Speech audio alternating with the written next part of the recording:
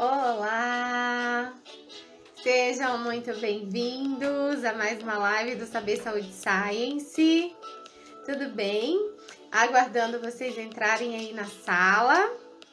Oi, Rejane, Celso Pestana, bem-vindo. Laudijane, a gente já se encontrou hoje, né, Laudijane? Que legal! Lourdes Mônica, bem-vinda. Você também está sempre aqui conosco, bem-vinda. Muito bem, doutora Eveline já entrou, eu já vou convidá-la.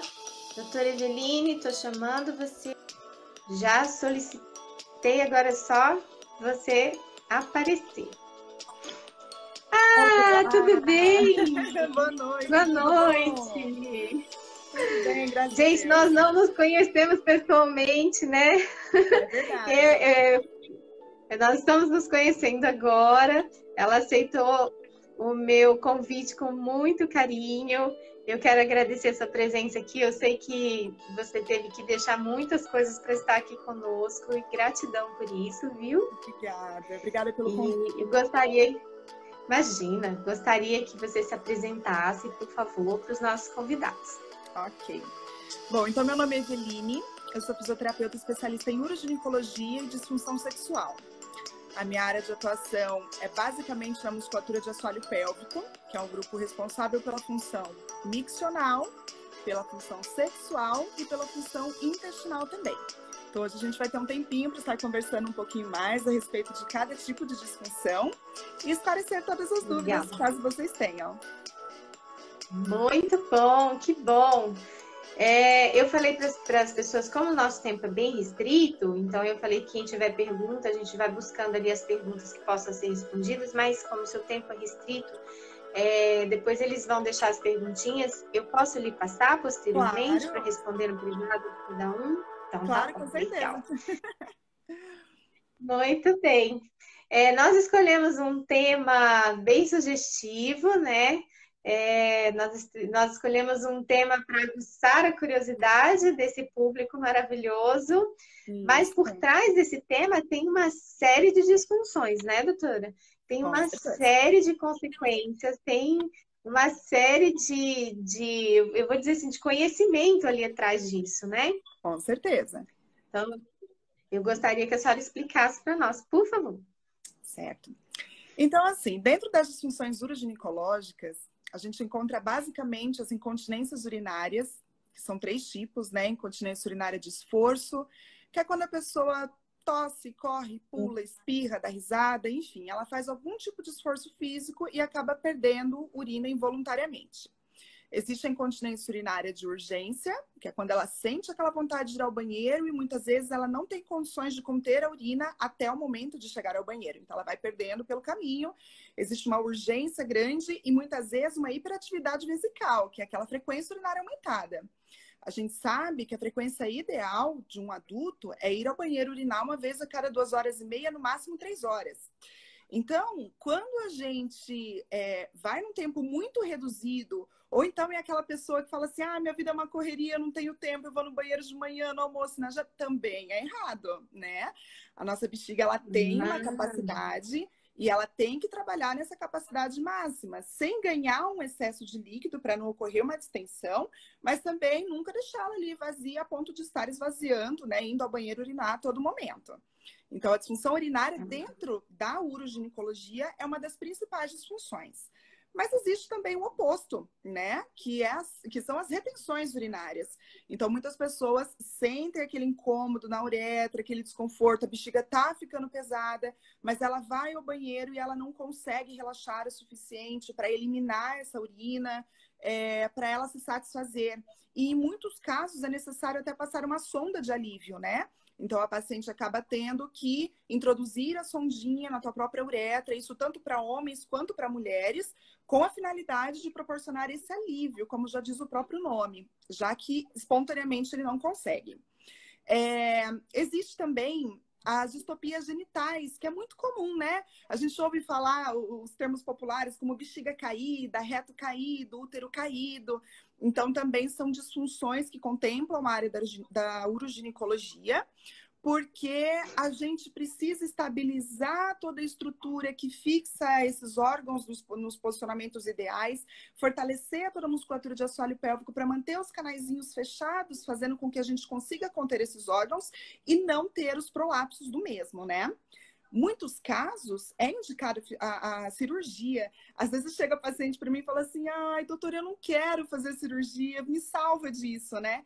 E eu explico que assim, a cirurgia ela não é algo ruim, desde que seja bem indicada, desde que a tua musculatura também esteja preparada para a cirurgia, né? Então não é porque você vai fazer uma cirurgia lá para erguer a bexiga, para reposicionar o reto, o útero, enfim, que você não pode cuidar, que você não deva cuidar da tua qualidade muscular.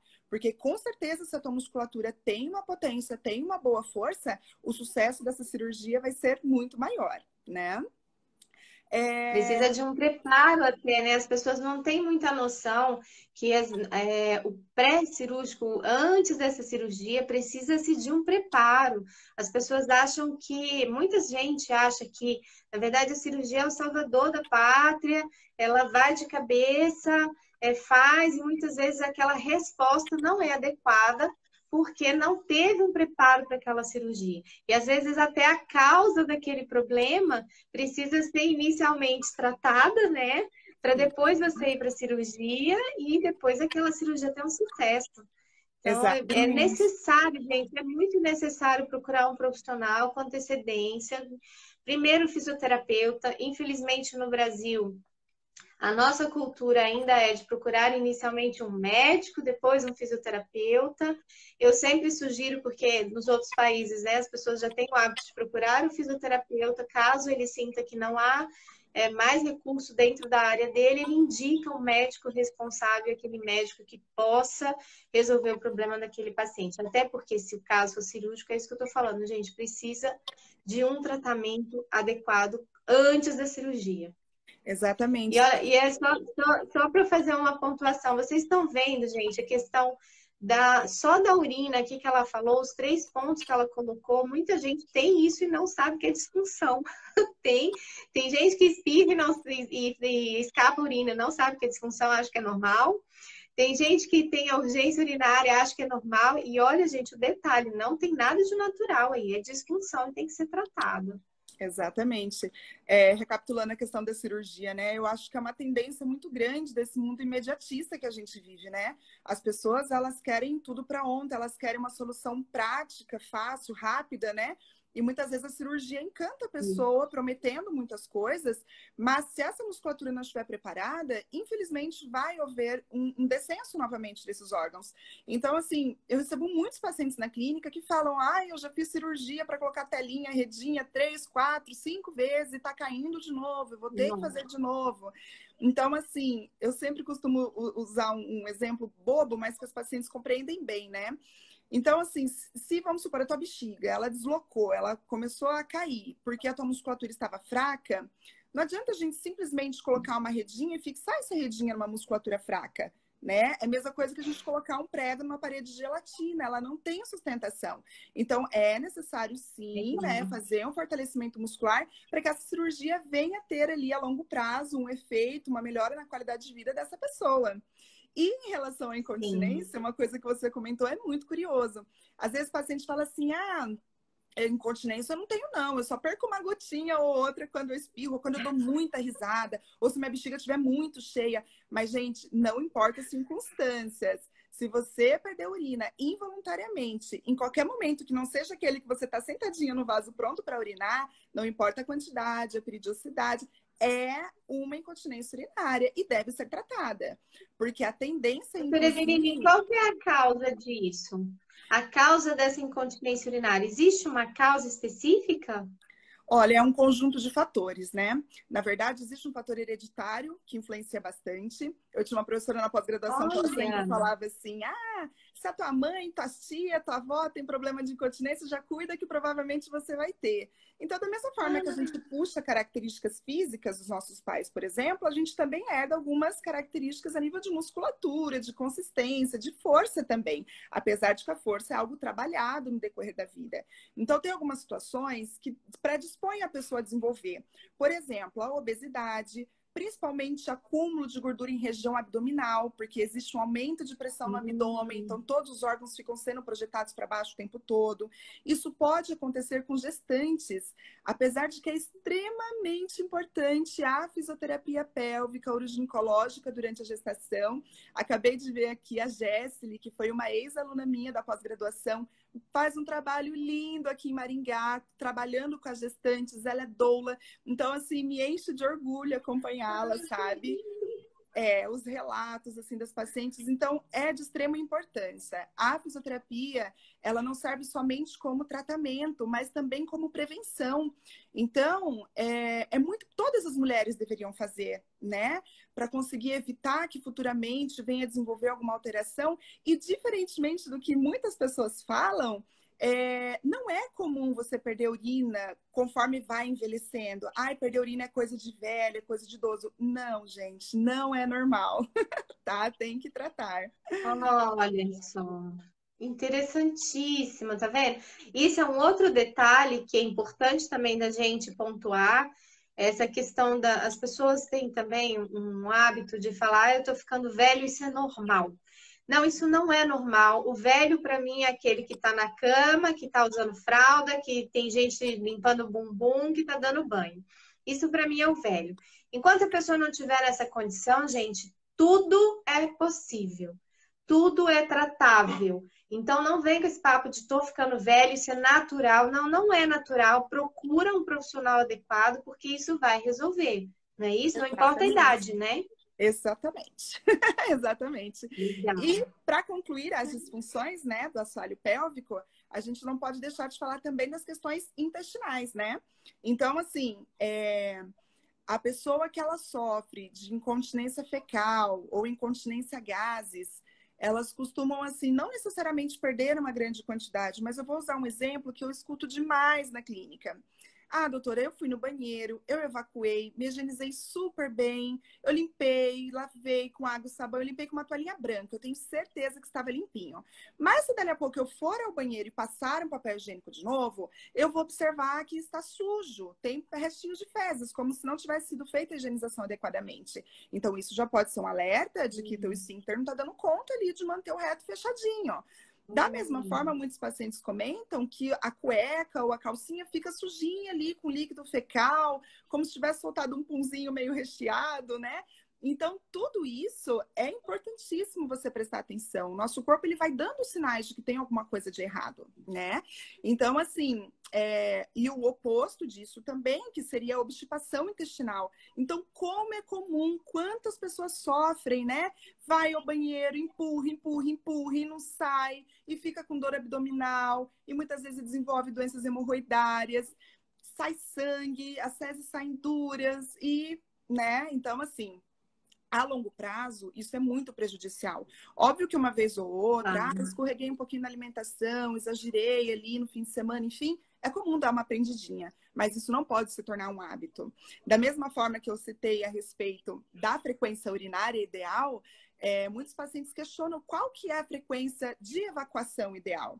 E aí a história já muda um pouquinho, né? Então, artigos científicos mais recentes caracterizam como evacuação ideal aquela que você não faz força.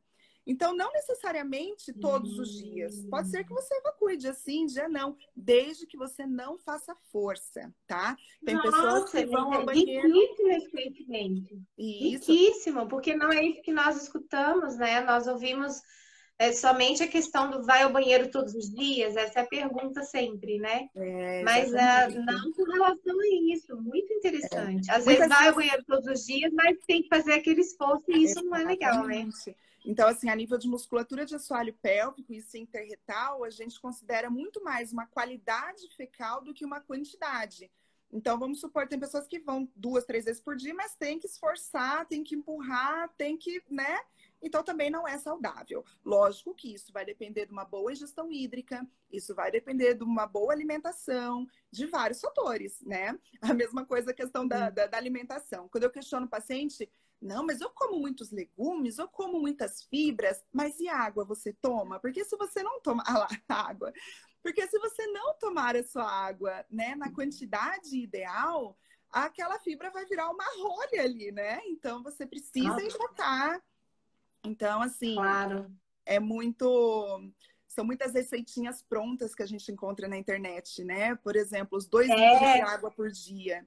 2 litros é muito Tenho relativo, né? Uma muito pessoa relativo. pequenininha, miudinha, magrinha, 2 litros pode ser muito. Eu que tenho 1,80 m, 2 litros pode ser pouco, né? Que tem uma estrutura mais avançada. Então, é importantíssimo o acompanhamento de um profissional, para que realmente seja levado em conta a sua particularidade, o seu peso, a sua estatura, a qualidade da tua musculatura. Voltando a falar dos fatores de risco, os fatores que predispõem nessas alterações, principalmente no que diz respeito ao descenso dos órgãos internos e às incontinências, está muito relacionado às atividades físicas de alto impacto. Então, é muito comum na clínica chegar pacientes, não, mas eu sou atleta, como assim minha musculatura está fraca? Eu faço academia, crossfit, quanto crossfiteiro eu atendo? Então, assim, é uma técnica excelente, maravilhosa, é boa para muitas pessoas, claro, só que a gente tem que ter uma atenção com o assoalho pélvico, né? Se a musculatura está sadia, se a pessoa sabe fazer a contração adequadamente, aí a atividade física é liberada, desde que seja, né, também acompanhada por um profissional. Então, são muitas coisinhas ali que podem influenciar, viu? Dentro de tudo isso que você está falando, doutora Eveline, como que é a correlação desses fatores, dessas disfunções, né? De perda urinária, de escape de fezes, como que existe uma correlação disso com uma libido sexual, um bom desempenho sexual? Existe uma correlação disso aí ou não? Não tem nada a ver. Se a pessoa tem disfunção, não necessariamente tem algum problema sexual.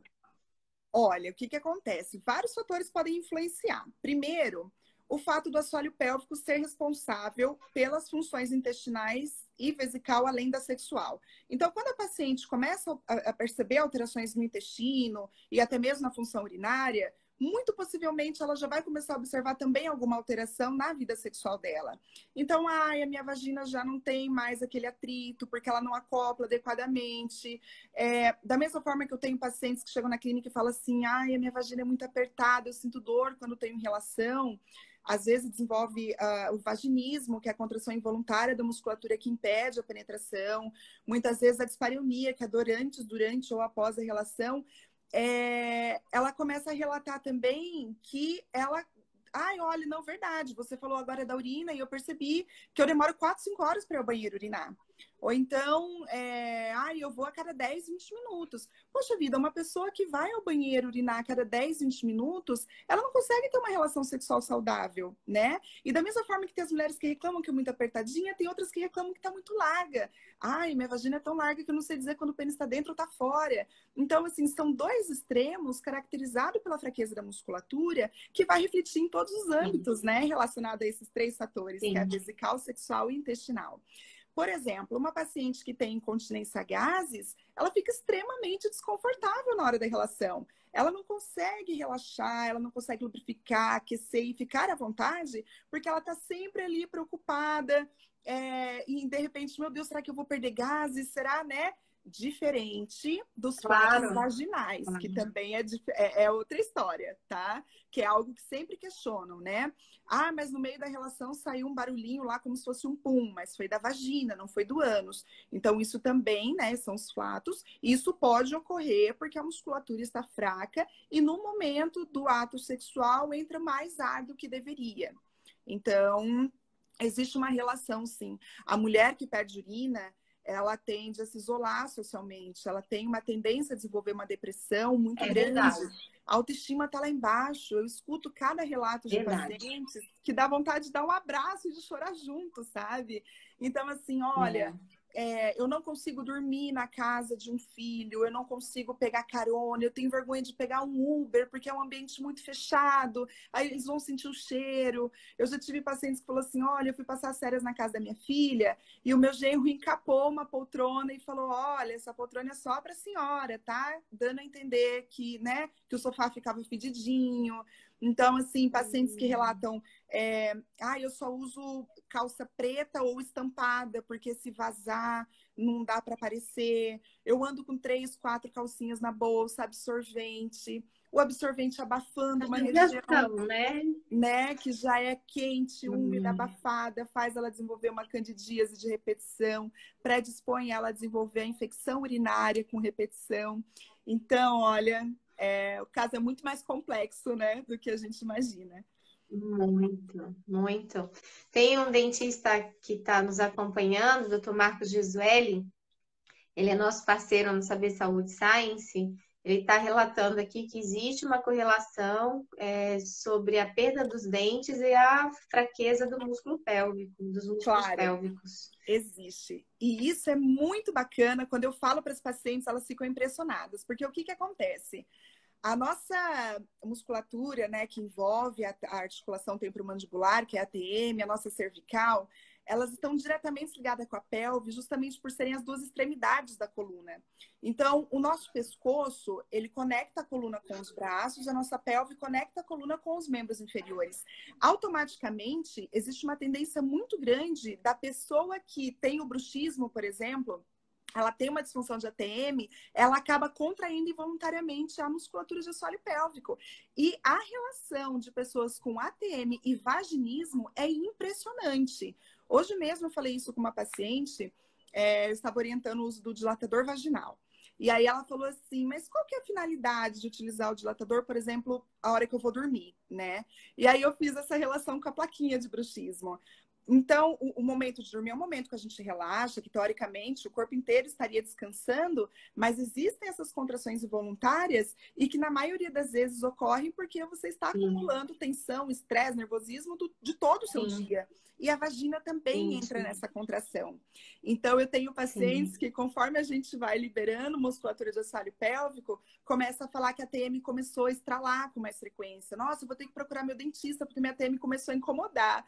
Então, assim, é muito comum. Existe uma relação muito grande. Normalmente, mulheres que desenvolvem pontos gatilhos, pontos de tensão dentro do canal vaginal, ou até mesmo externamente ali na vulva, região inguinal, né, que é a próxima virilha, ela também é cheia desses carocinhos, né, no ombro, no pescoço. Então, realmente tem uma relação muito importante. Nossa, é uma riqueza de conhecimento. Na época que eu fiz faculdade, né, na era dos dinossauros, não tinha essa área na fisioterapia. Isso chegou um pouco depois da minha conclusão. E assim, para mim foi uma bela novidade, uma grande novidade. Nem a ginecologia a gente não atuava. Nós tivemos apenas uma passagem para um hospital, ver um parto, só para ver como que era o parto, uma coisa bem... não era atuante, a fisioterapia não tinha atuação nessa área. E quando começou, para mim foi algo muito curioso, mas eu não tinha ideia dessa riqueza de conhecimento. É como eu falo, é aquela história que as pessoas acham que muitas dessas coisas é normal, é natural. E, infelizmente, a gente tem ainda uma pouca informação disponível que faça com que essas pessoas compreendam o seu problema e possa procurar ajuda, né? E se atente que ela precisa procurar uma ajuda.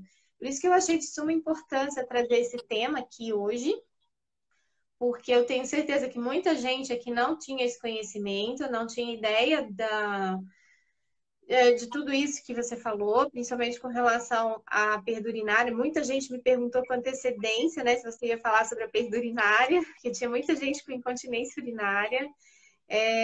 Existe alguma dica que a senhora possa dar para que as pessoas façam em casa para já iniciar um trabalho? Ou se tenha determinado até um certo grau, pode fazer tal coisa, a partir de tal grau já tem que procurar um profissional, ou não, sempre tem que procurar o profissional? Olha, a recomendação é que sempre procure um fisioterapeuta especialista na área para que seja feita uma avaliação bem completa e identificar o que está acontecendo. É complicado a gente orientar algum tipo de exercício, principalmente de assoalho pélvico, porque é uma musculatura muito pequenininha, muito pouco trabalhado e que é toda interiorizada. A gente não enxerga, não é como, por exemplo, o quadríceps, o tríceps, que você está ali fazendo movimento e você enxerga acontecendo. Muitas vezes a mulher Sim. acha que o simples fato da vagina se mexer quando ela dá o comando já é a contração correta. Mas como é comum a paciente achar que está sugando e ao invés disso estar expulsando. Então, uma contração mal feita, ela pode agravar muito esse problema. Por isso, eu não costumo, quando eu participo de programas de TV, sempre perguntam, né? Tem alguma dica e tal? Eu digo o seguinte: exercícios Joia. é de extrema importância que seja feita uma avaliação primeiro. A partir do momento que você sabe contrair adequadamente, aí sim, vamos passar exercício para fazer em casa, mas até lá é perigoso. O que pode se fazer em casa por enquanto? Cuidar dos hábitos comportamentais. Então, por exemplo, a ingestão correta de líquido.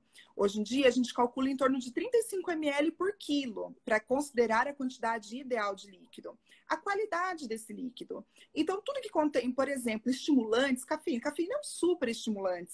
O cafezinho, para quem tem perda de urina, para quem vai com uma frequência urinária, para quem vai com uma frequência grande, né, ao banheiro urinar, ele é péssimo. Então, assim, o chamate, que tem mais cafeína que o Olha, próprio gente, café. mais uma coisa falando mal do café. É. Então, assim, Não sabia também. Coca-Cola, Guaraná, chocolate, tudo que vai, né, estimular, você vai fazer com que a tua bexiga também fique mais estimulada, né? Trabalhe de maneira mais ativa. Então, assim, vai tomar chá? Dê preferência pelos chás calmantes, né? Camomila, erva cidreira, erva doce. E isso não quer dizer assim, gente, para de tomar café, senão você vai ter incontinência urinária. Não é isso, tá? Mas é que, para quem já tem uma alteração de assoalho pélvico, esse tipo de líquido pode prejudicar bastante. Então, um outro hábito bacana, além de cuidar da quantidade de líquido que a gente ingere, sabe por quê? Acontece o seguinte: normalmente quem perde urina involuntariamente, ela tende a ingerir menos líquido, porque ela acha que quanto mais líquido tomar, mais vai perder. E não é assim que funciona, né? A gente tem que tomar essa quantidade ideal de líquido por dia, de preferência de golinho em golinho. Essa história de pegar um copo de 200 ml e virar todos de uma vez também é prejudicial. Eu tenho pacientes que falam assim, ai, a doutora me aconselhou a tomar não sei quantos litros por dia, né? A gente calcula. E aí já era 7 horas da noite, eu não tinha tomado. Mas fique tranquila, eu tomei tudo de uma vez. Quer dizer, não, também não, né? Então, assim, o líquido ele deve ser tomado aos pouquinhos no decorrer do dia, para que o organismo tenha tempo de absorver a quantidade necessária, para que não sobrecarregue os seus rins, ureteres, bexiga, uretra, e dessa forma a gente tem ali uma ação miccional adequada, né? Uma outra coisa que é importante prestar atenção, como eu já disse, a frequência urinária. Então, muitas vezes, quando eu pergunto assim para o paciente, quantas vezes por dia você vai no banheiro urinar? Ela não sabe dizer muito bem. Ela fica lá uns 2 minutos pensando, ai, né? E não sabe dizer. Então, uma dica legal é você começar a anotar. Anota ali no papelzinho, olha, eu fiz xixi 8 da manhã, eu fiz xixi 9h15, 10h45. Por quê? Você vai criar um padrão, você vai entender como está funcionando, coisa que no dia a dia, muitas vezes, a gente não consegue se atentar, né? E a partir do momento que Sim. você consegue traçar uma característica da tua função vesical, você consegue também saber onde tem que melhorar. Então, se a pessoa vai ao banheiro de 15 em 15 minutos, que é possível, acontece muito na clínica chegar pacientes relatando isso, a gente vai começar a aumentar ali 15 minutinhos, meia horinha por semana, até chegar nesse período de intervalo ideal. E se é aquela pessoa também que vai no banheiro quando levanta no almoço e quando volta para casa à noite, a gente vai colocar o celular para despertar a cada 2h30, 3 horas, para ela lembrar de ir ao Legal. banheiro. Ah, mas eu não tô com vontade, não importa. Vai, senta, se concentra, contrai, relaxa. Deixa você eliminar, nem que for uma gotinha, mas já é importante que teu cérebro vai assimilar. Olha, ela quer começar a eliminar a urina dentro desse intervalo, que deve ser o ideal, né? Então, exercícios não aconselho, porém essas mudanças de Não, mas já comportamento no foram dia a super dia dicas. é muito importante. Super dicas. É muito Muito importante. boas, excelentes, excelentes, excelentes. Foram ótimas. Ótimo, Eu que tenho bom. uma pergunta pessoal, mas já vi que tem perguntas aqui também. Tem pacientes que relatam muito com relação a ter que levantar muito à noite para fazer xixi.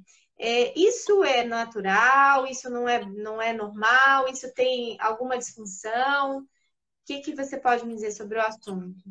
Olha, o último artigo que eu li a respeito da Sociedade Brasileira de Urologia falava que até 2 vezes você levantar no meio da noite para ir ao banheiro é considerado normal. Só que, gente, a noite foi feita para Ah, descansar, né? Para dormir, não para você ficar sim, levantando, indo ao banheiro. Então, assim, a orientação que a gente passa é que se é mais que 2 vezes, é importante investigar o que está acontecendo.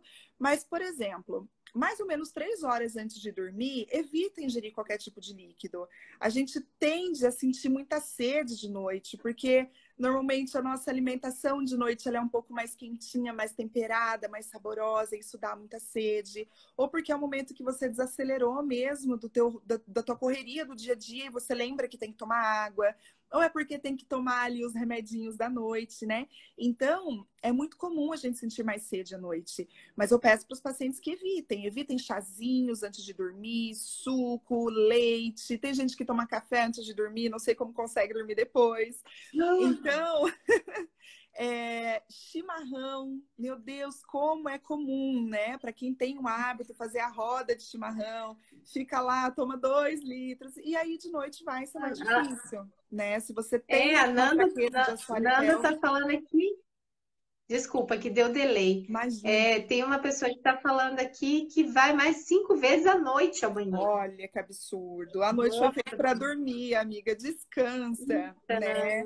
Então, assim, então, vai investigar, veja o que está acontecendo. Se somente modificar os hábitos, né, comportamentais não for o suficiente, realmente procure um profissional para procura investigar. ajuda. Porque se a gente não descansa, se a gente não dorme bem também, o resto do dia não rende, né? Então, Não. é necessário dar uma investigada, sim. Tentar enxergar o que está acontecendo. Claro. Tem uma pessoa que está perguntando qual a relação do assoalho pélvico com a dor no cóccix. Tá, tem. O que acontece? O cóccix é ali a última vértebrazinha da coluna, né? Sacrococcígeo é a última camada e o cóccix é a última. Então, quando existe uma instabilidade de musculatura, seja uma fraqueza muito grande ou um excesso de tensão, que também é muito comum, pode ser o suficiente para tirar ele, para desestabilizar também o cóccix. Então, eu tenho muitas pacientes que procuram a clínica porque sentem dor no ânus, não necessariamente na vértebra, né? Mas no ânus. Ai, meu ânus dá aquelas ferroadas, parece que tá agulhando. Tem dias que eu não consigo ficar sentada porque me incomoda. E aí, a hora que a gente vai fazer a manipulação, a gente identifica que o cóccix está todo travado, está todo desalinhado, perdeu a mobilidade. E muitas vezes porque todo o assoalho pélvico está ali enrijecendo essa região. Então, é necessário uma avaliação pélvica com ênfase na parte retal, com ênfase, né, em sacrococcígeo, para identificar se existe realmente uma fraqueza significativa ou uma tensão em excesso que possa estar contribuindo, né, para que esse cóccix fique dolorido. Tá. A Renilda está perguntando se exame ginecológico pode provocar incontinência urinária. Exame ginecológico? Não necessariamente. Até porque, assim, o exame ginecológico, ele é feito, né, a menos que você tenha algum problema mais sério, uma vez por ano, né? Então, não seria esse exame ginecológico que vai desenvolver. O que pode acontecer, muitas vezes, é que você tenha uma musculatura mais fraca, você já tenha lesionado ela, seja no ato sexual, seja num trauma direto, seja, de repente, né, num tombo que você teve, que você bateu, essa região fique mais sensível. Pode ser que o profissional, na hora de fazer esse exame, na hora de introduzir o espéculo, não tenha todo o cuidado, né, necessário, ou de repente essa mulher está muito tensa, está muito nervosa, e isso causa uma lesão ali, que temporariamente deixa ela mais predisposta a desenvolver essa perda involuntária, mas pela lesão, tá? Mas não que uma avaliação ginecológica possa desenvolver isso. Tá. Tem uma pergunta aqui interessante da Débora, ela também é uma parceira nossa aqui, está perguntando o seguinte: eu tenho uma paciente que está com dor ao urinar. Quando vai sair, quando sai a urina, no caso, sai uma gota por vez. Já fez vários exames, está tudo normal, sem infecção de urina e não consegue ter relação sexual há 6 meses. Existe alguma justificativa para isso? Olha, assim, todos os exames clínicos, né, de imagem, já foi identificado que não existe nenhuma alteração, é importante fazer a avaliação de assoalho pélvico. Muitas vezes, essa tensão excessiva faz com que a vagina fique mais estreita. Nas tentativas de relação, vai incomodar, porque a pressão lá dentro está maior. Quando o pênis vai entrar, ele raspa na uretra. e o fato de ter esse trauma direto na uretra pode fazer com que a mulher tenha dali também uma vontade de urinar, né? Então, assim, não existe uma ligação direta. Ah, não, eu sinto vontade de urinar e arde com a dor na relação. Mas os dois fatores podem ser justificados pelo excesso de tensão na musculatura, tá? No caso, nem tanto a fraqueza, que acaba sendo uma consequência da tensão, mas o excesso de rigidez mesmo. Com relação ao homem agora, falando de impotência, falando de ejaculação precoce, que também me fizeram essa pergunta mais cedo, tá? Também tem tratamento fisioterápico, isso é só com o médico? Existe uma razão da musculatura pélvica com isso? Como que é esse comportamento da pelve com a ejaculação precoce e com... Como é que é o nome do outro que eu falei? A disfunção erétil. É isso. Isso. Então, assim, no homem, são basicamente 3 disfunções que mais os acometem, né? Que seria a disfunção erétil, que é a dificuldade de manter a ereção. Muitas vezes o homem tem ali uma pré-ereção, mas não é o suficiente para que ele consiga ter, né, uma penetração saudável. E isso muitas vezes causa também dor na mulher, porque o pênis acaba dobrando, né? Causa dor, na verdade, para os dois. Existe a ejaculação precoce, que é quando o homem ele ejacula mais rápido do que a mulher, a ponto de sentir satisfeita com o ato sexual. Até pouco tempo atrás, quando a gente pesquisava sobre a ejaculação precoce, era caracterizado como a ejaculação em menos de 2 minutos. Hoje em dia, os pacientes sempre perguntam, né? Ah, mas quanto tempo para não ser considerado uma ejaculação precoce? Então, o conceito mudou um pouco. Hoje em dia, é considerado ejaculação precoce quando o homem ejacula antes do casal estar satisfeito. Então, é levado muito em conta a satisfação da mulher também. Mas daí tem que identificar se a mulher também não tem uma disfunção sexual. Porque às vezes o homem pode ficar lá 40, 50 minutos, a mulher não atingiu o orgasmo e ele acha que o problema é dele, né? Então o casal tem que estar em sintonia, tem que estar conversando bastante a respeito disso. E existe a ejaculação retrógrada, que é o caso oposto. Então é aquele homem que ele teve ereção, ele já teve sensações orgásmicas, ele ficou extremamente excitado e ele não consegue ejacular. Então ele começa a sentir dor no pênis, dor nos testículos, porque essa ejaculação não sai, né? Existe também a anejaculação ou a ejaculação seca, que acometem homens que já tiveram alguma interferência em região de próstata.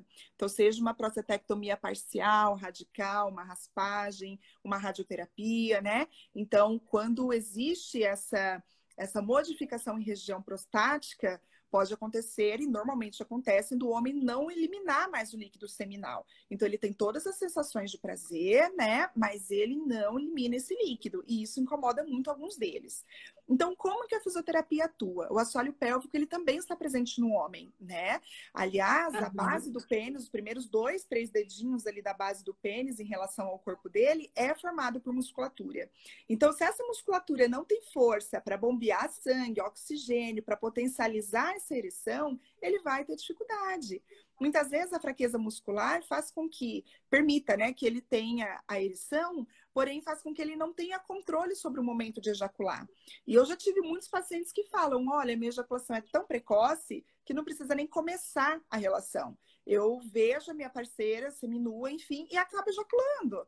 Então, o que os homens acabam fazendo muitas vezes? Eles vão ao banheiro antes, fazem a autoestimulação manualmente, elimina aquele primeiro líquido seminal que já ficou ali, né, que tá querendo sair a qualquer custa, e aí consegue ter um rendimento um pouquinho melhor com a parceira, tá?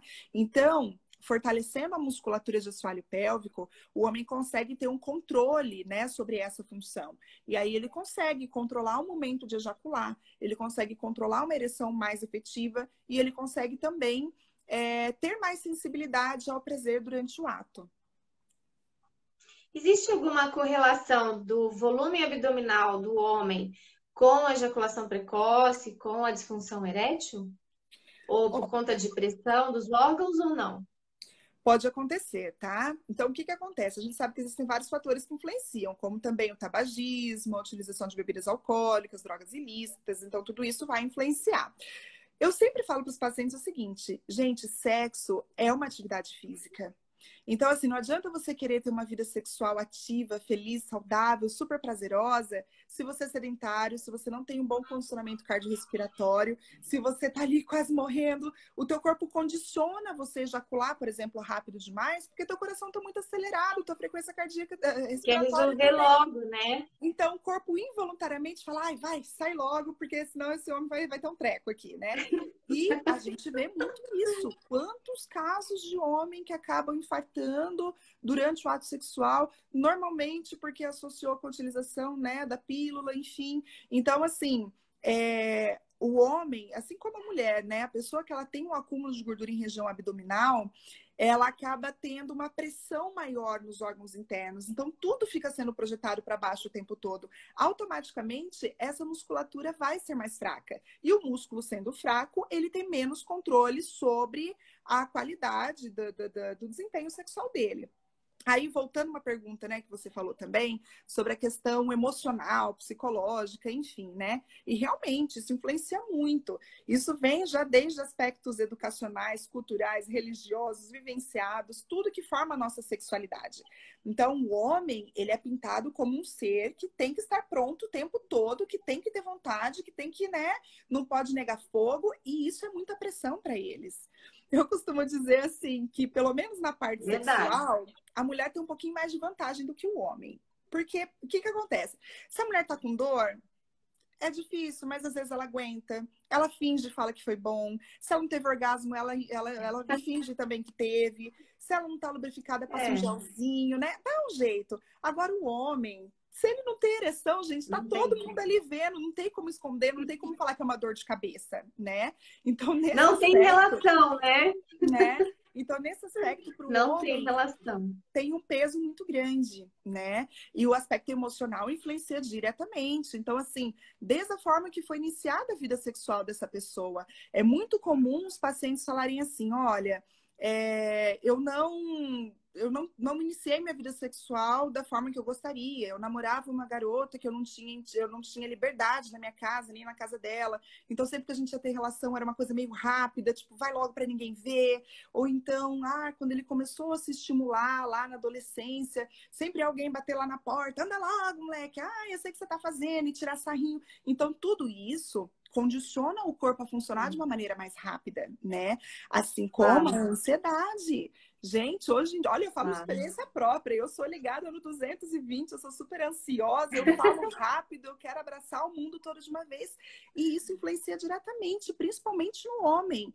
Porque o homem que ele é muito agitado, que ele tem essa ansiedade, essa correria toda, e quem não é, né, hoje em dia, ele tende a fazer com que o corpo funcione muito rápido também, né? Ele é condicionado a isso. Então, a ejaculação precoce, principalmente, ela tem a ver também com fatores psicoemocionais, tá? Então, é algo comportamental, é algo que foi vivenciado e que foi condicionado ao corpo dele funcionar dessa forma. A fisio ajuda, tá? Fortalece muito, mas em alguns casos é necessário, sim, um acompanhamento com psicólogo. Tá, entendi. Legal. Existe uma correlação dessas... claro, existem casos e casos, eu sei disso, mas dessas dores menstruais, essas cólicas menstruais, com essa fraqueza de assoalho pélvico? Eu sei que tem, assim, tem casos de problemas ovaricísticos, ovarianos, tem casos particulares, mas a pessoa não tem nada, mas ela tem aquela famosa cólica menstrual. Tem correlação com fraqueza de assoalho pélvico? Olha, então, primeiro, eu quero explicar uma dúvida que é muito comum na clínica. Quando chega uma paciente, vamos supor, com dor na relação sexual, ou uma paciente que fala assim, eu sinto muita cólica, isso faz com que eu acabe enrijecendo toda a minha musculatura, porque é um mecanismo de defesa, a gente se encolher, a gente se proteger, e eu falo que essa musculatura é fraca, aí o paciente pergunta assim, mas poxa vida, você tá falando que é tenso e ao mesmo tempo é fraco? Como assim? Porque a gente tem o hábito de associar tensão com força e a flacidez com fraqueza. Mas não é assim que funciona. Para o músculo ter força, ele tem que ter movimento. Então, ele precisa tanto contrair muito bem quanto relaxar muito bem. Ou seja, se esse músculo ele é muito tenso, ele vai ser fraco porque não relaxa.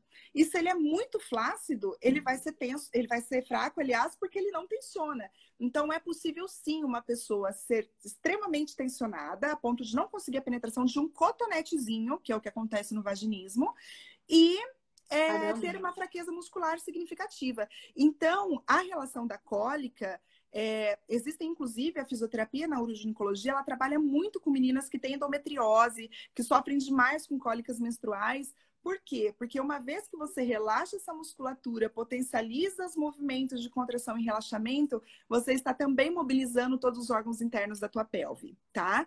Então, ajuda sim. Esse tipo de fisioterapia ajuda no tratamento das cólicas, seja durante ali o período menstrual ou as cólicas mais intensas, até mesmo da endometriose, né? Bacana. Ah, tem uma pessoa aqui que está falando que quando acorda, sente um peso na vagina, tem vontade de urinar, mas não consegue com muito tempo. Uhum. Muitas Sim. vezes acontece assim, muitas pessoas, elas devem ter essa vontade de urinar, muitas vezes elas acordam no meio do dia para urinar, no meio da noite, perdão, para urinar, mas existe aquela preguicinha, aquela vontade, não, mas o sono tá tão gostoso, mas eu vou levantar, tá frio, não, eu vou ficar segurando. E quando isso se torna um hábito, a bexiga, ela ganha uma elasticidade anormal. Então, assim, um exemplo básico, já aconteceu com você, comigo, e acredito com todo mundo que está acompanhando a gente, eu tô numa viagem, tô com muita vontade de fazer xixi, mas não tem um banheiro. Então, você segura, segura, segura, dali a pouco essa vontade não dá uma aliviada, não parece que passa um pouco? Por quê? Porque a bexiga ganhou uma elasticidade além da capacidade dela. E isso é péssimo. Então, assim, uma vez ou outra, é uma reunião, é uma viagem, é uma aula, é uma prova, é uma live, tudo bem, né? Mas pessoas que fazem disso um hábito, que fazem disso, né, uma rotina no dia a dia. Eu já tive pacientes que falaram assim: olha, eu trabalho numa indústria, a gente ganha por rendimento, né? Costureira, no caso. Ela fala assim: então eu seguro o xixi o dia inteiro, eu não vou no banheiro, porque daí eu rendo mais, né? O patrão não fica ali me olhando torto, enfim. Então, essa bexiga, ela ganhou uma elasticidade além da capacidade normal dela. E isso vai fazendo com que depois você tenha esse excesso do peso, né? Essa vontade de urinar, e muitas vezes o músculo não consegue relaxar para ser eliminado esse líquido, né? Essa urina. Então, acontece muito. Às vezes, provavelmente, esse peso que ela sente é a bexiga que está cheia em excesso. E essa dificuldade de urinar quando ela senta no vaso é porque, para conter essa urina pesada, o músculo tem que tensionar, tem que contrair, senão a urina vai escapar. E aí você já levantou da cama com tudo tensionado para segurar o canalzinho, a hora que chega no vaso sanitário, tem dificuldade de relaxar. Cadê que relaxa? Exatamente. Difícil. Exatamente. É verdade. Isso mesmo. É verdade. Tem uma pessoa que está perguntando que ela não tem útero, ela pergunta se ela precisa fazer exame ginecológico, mesmo não tendo útero. Olha, não necessariamente o Papa Nicolau, né? Que é a raspagem ali da base do colo do útero para coletar material e verificar se tem feridinho, alguma coisa assim.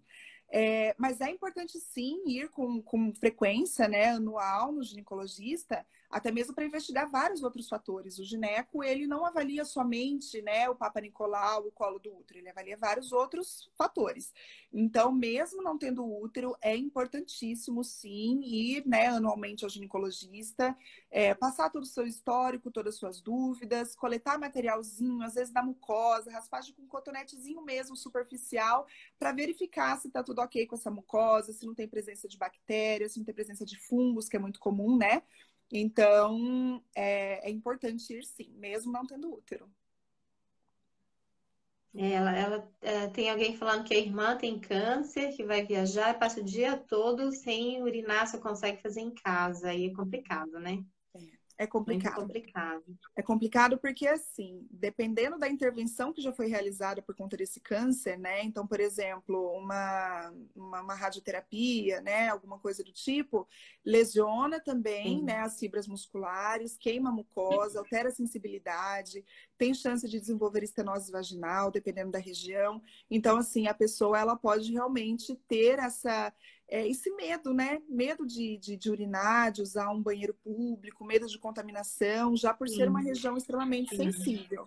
Mas E o muitas ideal é não vezes isso esperar. é inconsciente, né? Sim, Tem sim. muitas coisas que acontecem que é inconsciente. Você não para raciocinar que você não vai ao banheiro porque você tem, sei lá, nojo do banheiro ou preocupação em se contaminar. Isso, Muitas vezes isso é inconsciente isso, e acaba acontecendo e você nem isso se mesmo. depara, assim, só fica naquela história, né? Ah, eu só consigo fazer isso em casa. E fica se É. autoprogramando, né? Mas Mas não busca ali a justificativa. eu escuto muito isso de pacientes, assim, principalmente na parte intestinal, né? Ah, eu não consigo evacuar fora de casa. Gente, o cocô de todo mundo é fedido, ninguém faz cocô cheiroso, todo mundo solta pum, todo mundo faz barulho. Então, assim, é uma necessidade fisiológica, é uma coisa extremamente comum. Eu sei que é desagradável, né? Você usar um banheiro público, às vezes banheiro na casa, né? De você é uma visita. Mas, assim, muitas vezes, o fato de você ficar segurando com uma frequência tão grande é tão prejudicial quanto, sei lá, né? Assumir que todo mundo faz cocô fedido mesmo, né? Outra coisa, essa história das mulheres irem ao banheiro e não sentar, né, no assento do vaso. Se é uma vez ou outra, tudo bem você ficar lá se equilibrando, né? Haja quadríceps para conter você ali de pé. Só que quando a gente fica tentando urinar meio de pé, se apoiando em todos os lugares, o teu assoalho pélvico ele está contraído e é o momento que ele tem que relaxar. Então, o que que acontece? Você acaba fazendo um desserviço para a tua musculatura. Ao invés de contribuir para que ela funcione adequadamente, você está ensinando ela a funcionar errado, né? Então, assim, é preferível que você ande com lencinho umedecido na bolsa ou que você limpe ali o assento do vaso com papel higiênico, né? Mas procure sentar, principalmente se isso é hábito diário. Tem pessoas que falam, eu não consigo urinar no banheiro do meu serviço porque é nojento, porque, enfim. Poxa vida, já pensou todos os dias que você for no banheiro no serviço, você fica lá se equilibrando? Isso vai prejudicar também, tá? Claro, claro. Uma última pergunta.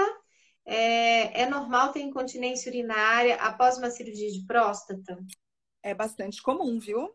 É bastante comum. E eu explico assim para as Não é pacientes. normal, viu, gente? É comum. Não é Vou normal, é frisar, comum. não é normal, é comum. Isso. Perder urina involuntariamente não é normal em qualquer circunstância, né?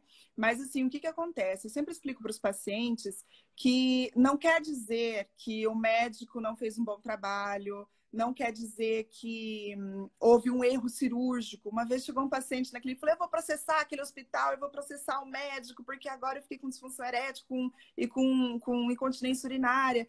Mas, gente, se foi necessário fazer uma cirurgia para abrir e ver o que está acontecendo com a sua próstata, com certeza o médico preservou a tua vida. Então, se tirou além do que precisava, Claro, se lesionou alguma estrutura, foi para você estar vivo, né? Então, é muito melhor, de repente, você ficar ali com uma incontinência urinária e tem tratamento para isso, para melhorar a tua qualidade de vida, né? Que é a fisioterapia. tem Então, eu já fisioterapia, vi ali ajuda. que perguntaram em seguida, né? Se a fisioterapia resolve.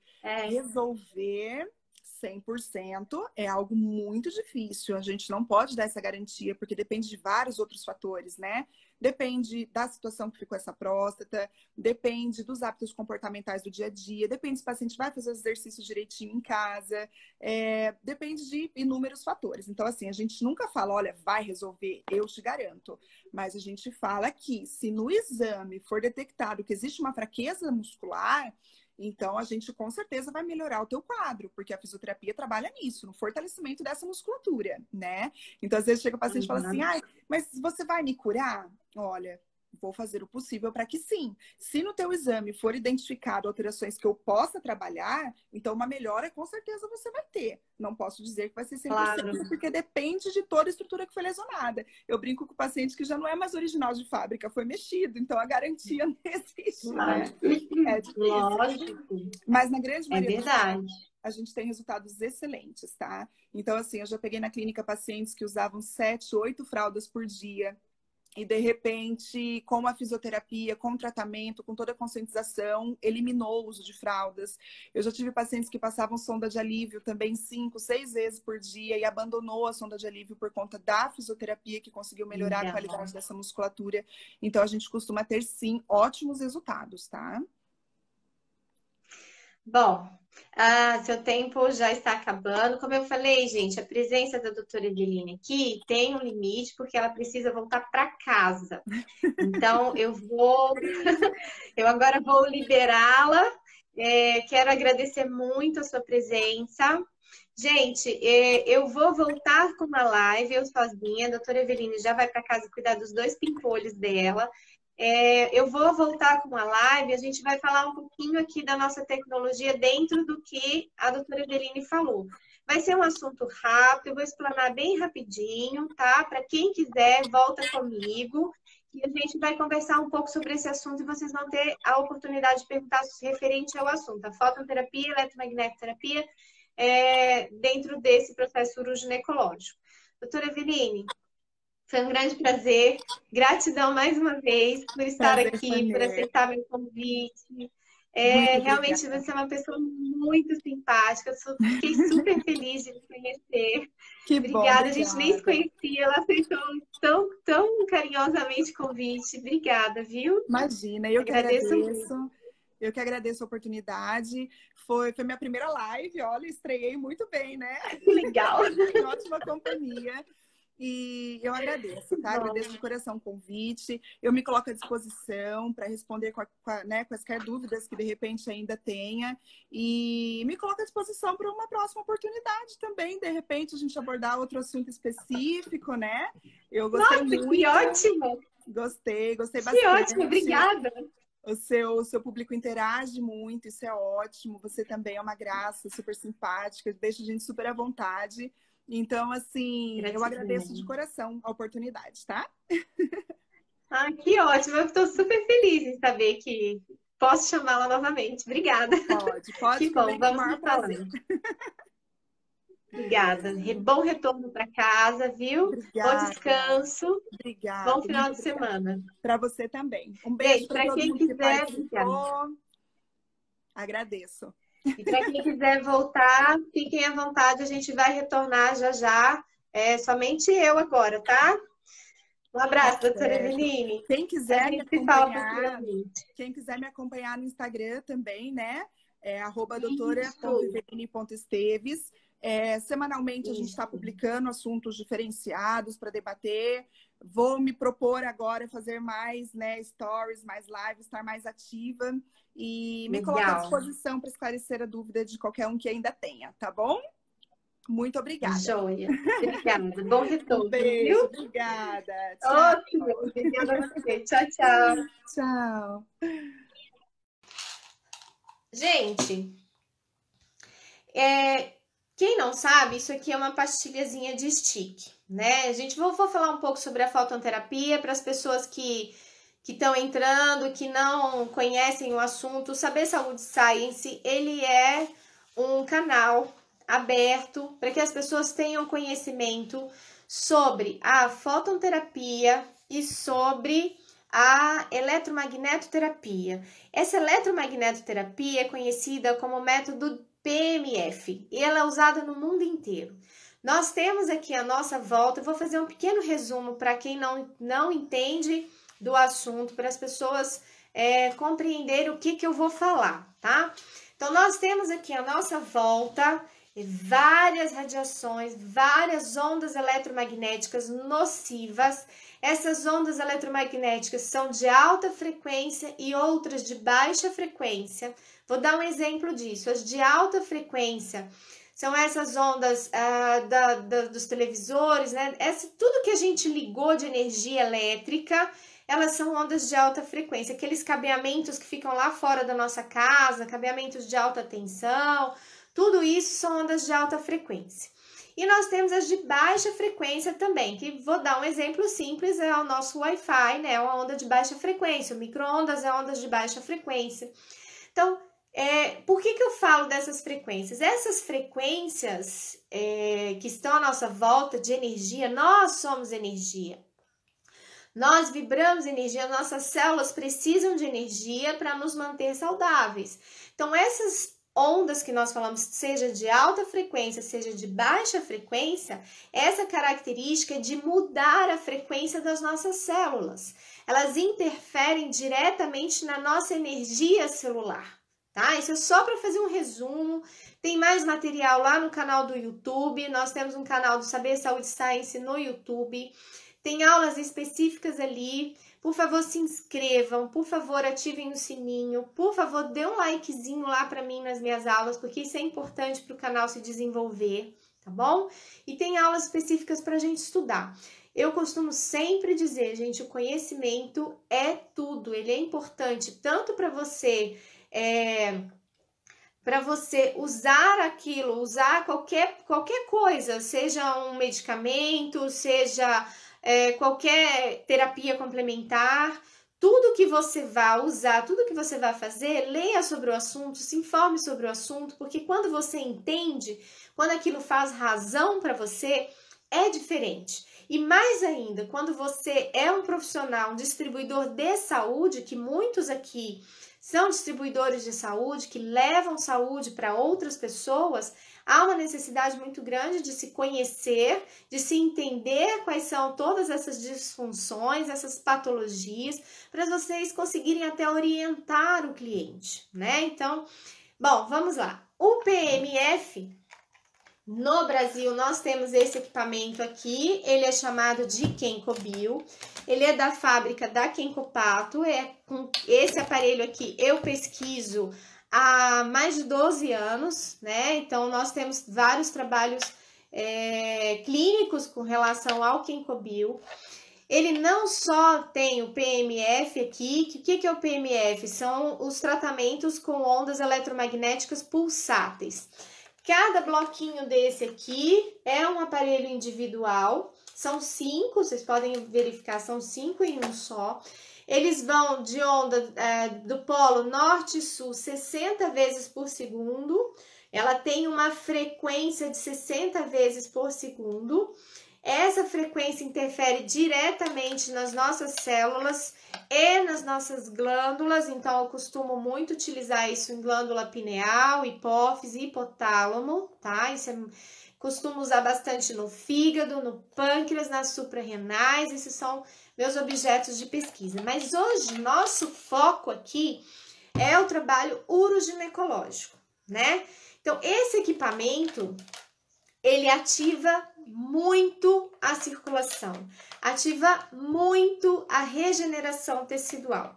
Então, ele ajuda, é um excelente instrumento para auxiliar os tratamentos que a gente vai fazer com os profissionais. Não estou passando para vocês um aparelho que vai suprir, né, que vai dar para vocês a condição de não precisar ir a um profissional. Pode acontecer? Gente, pode, muitos casos já aconteceram, tá? Da pessoa usar o aparelho e de repente aquela disfunção, aquela patologia, ela conseguir ser resolvida e não precisar do profissional. Mas nós utilizamos isso aqui como um coadjuvante. Esse é o trabalho do Kenkobio. Então, quem tem esse aparelho, quem adquirir esse aparelho, que tem essa disfunção, tanto de urgência urinária, de incontinência urinária, quem tem problemas pélvicos, nós utilizamos isso aqui como se fosse um absorvente, sabe? Você coloca ali embaixo, por dentro da... Por dentro não, gente, não é por dentro, mas entre as pernas, né? Como se fosse ali um absorvente. E vai utilizar esse equipamento, se for como tratamento, não como preventivo. Preventivo eu utilizo 10 minutinhos.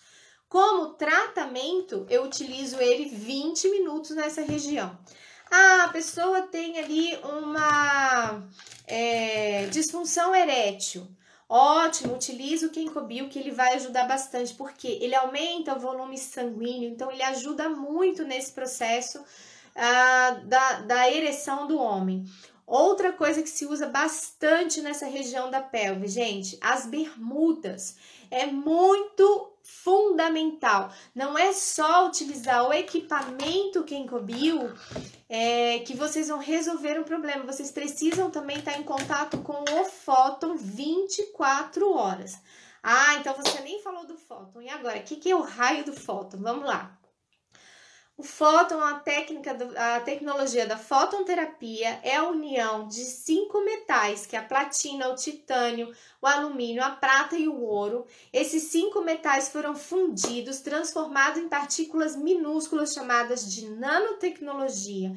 E essa nanotecnologia, ela emite uma onda, uma frequência ali de 4 a 14 micras, uma onda de 4 a 14 micras, que vai invadir o seu corpo e vai alcançar até a sua medula óssea. Por que ela faz todo esse processo tão interno? Porque existe ali um componente importantíssimo nesse material que eu trabalho, que é o material da Kenkopato. Existem vários infravermelhos longos no mercado, com outros tipos de cerâmica, cada um tem sua atuação. Nós falamos aqui da atuação onde tem a platina na sua composição, tá? Porque a platina é um metal muito puro, muito caro, inclusive. Ele é usado em 100% de pureza e ele é um excelente catalisador, ou seja, ele acelera os processos bioquímicos do nosso corpo.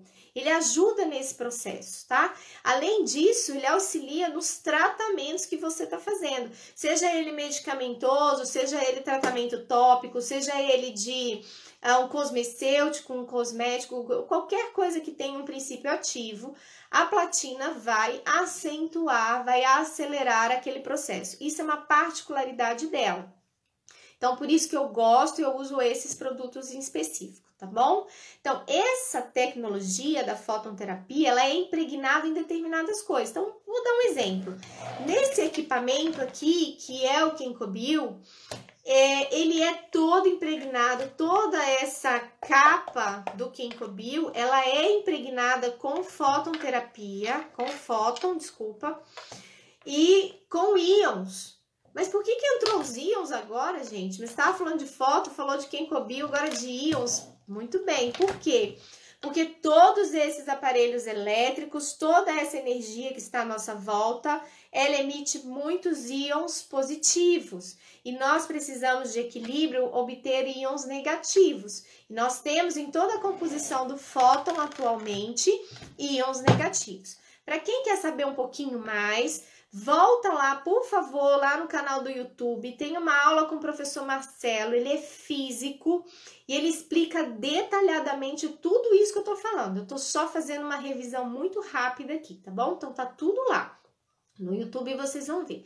Então esse material, essa nanotecnologia, esse pozinho de fóton, ele é impregnado em tudo. Então, é impregnado nesse meu aparelho, ele é impregnado nesse lenço. Esse lencinho aqui, eu chamo ele de coringa. Ele serve para tudo, gente. Então, teve uma pessoa na nossa live, que agora eu não me recordo o nome dela, mas eu vou citar o que ela falou e vou explicar a razão dela ter falado isso. Nós colocamos isso aqui entre a mulher, né? Entre a calcinha e a calça ou short, tá? Também uma forma de absorvente. Existe uns que são, esse aqui é grande, largo, mas existem uns que são nesse formato mais estreitinho, mais compridinho, que é exatamente para isso, tá? Para vocês colocarem ali entre a calcinha e o short. Gente, qual é a razão de fazer isso? Sabe aqueles corrimentos que a mulher costuma ter, aquela candidíase, aquela coceira absurda?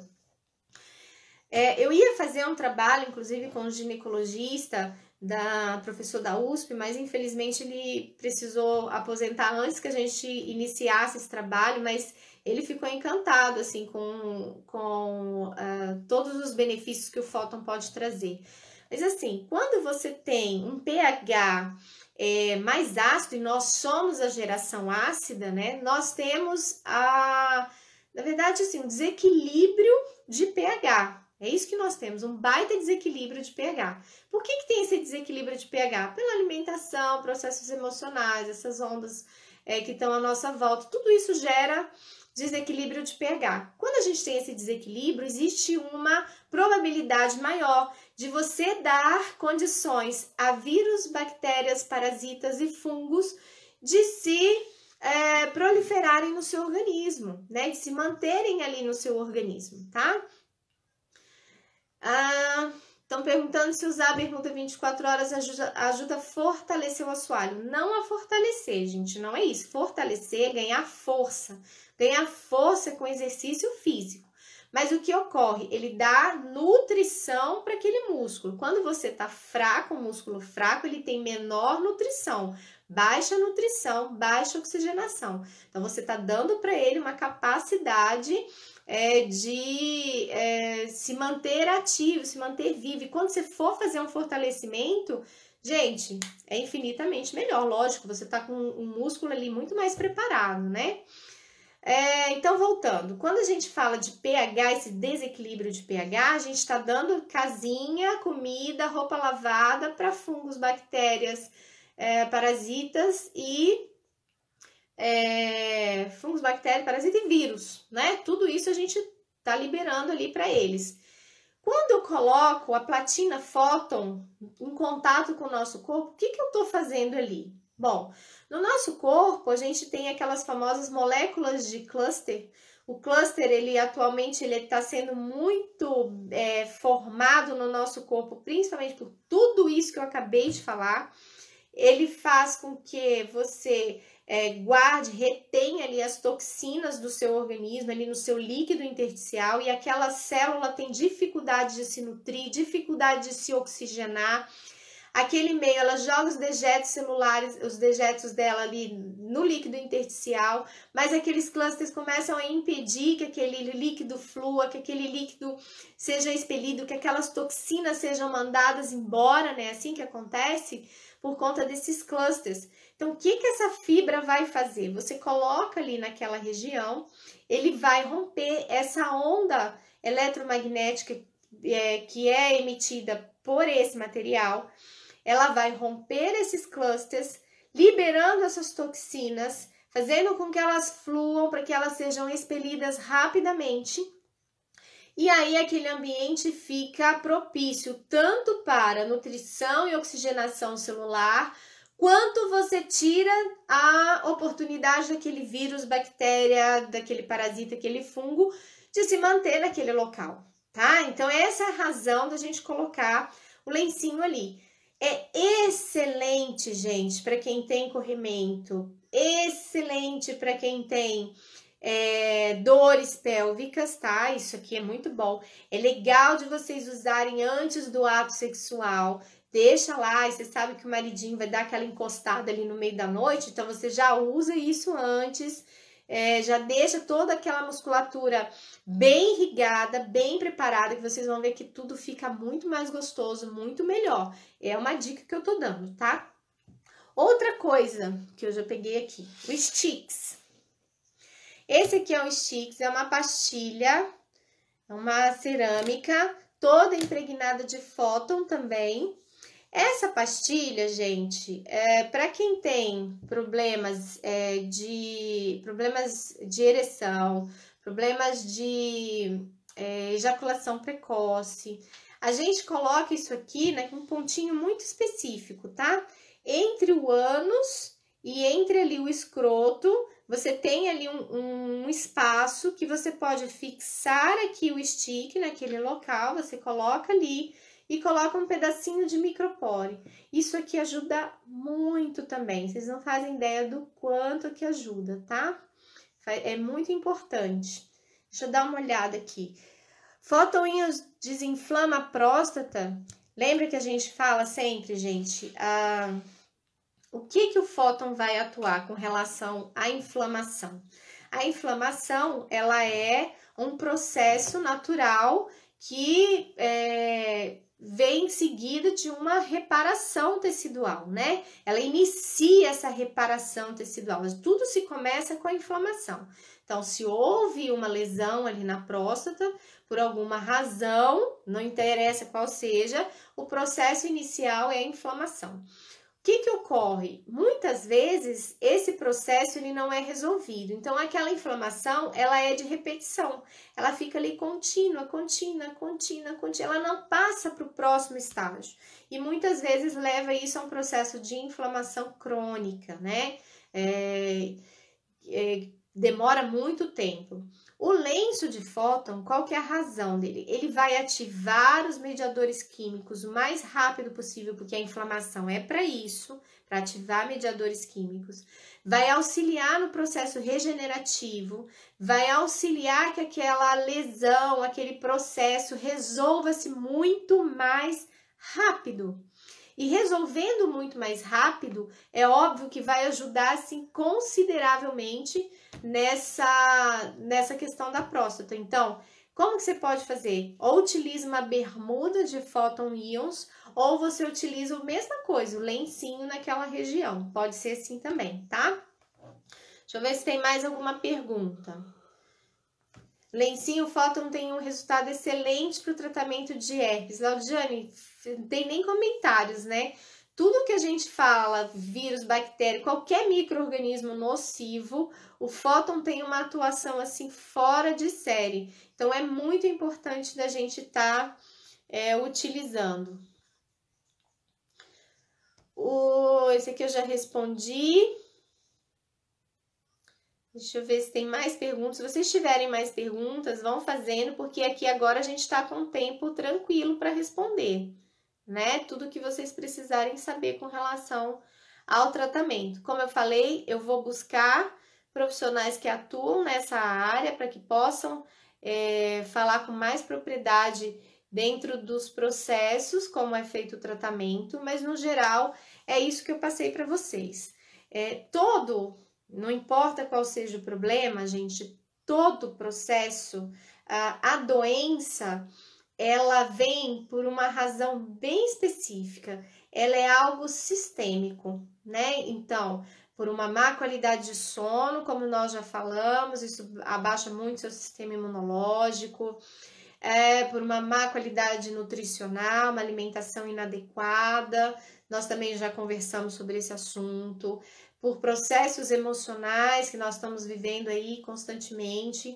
Então, isso também abala bastante seu sistema imunológico. Isso é sistêmico. Por essas ondas de rádio, de televisão, de micro-ondas, de equipamentos, celular, tudo isso também desorganiza o nosso sistema, gera as doenças.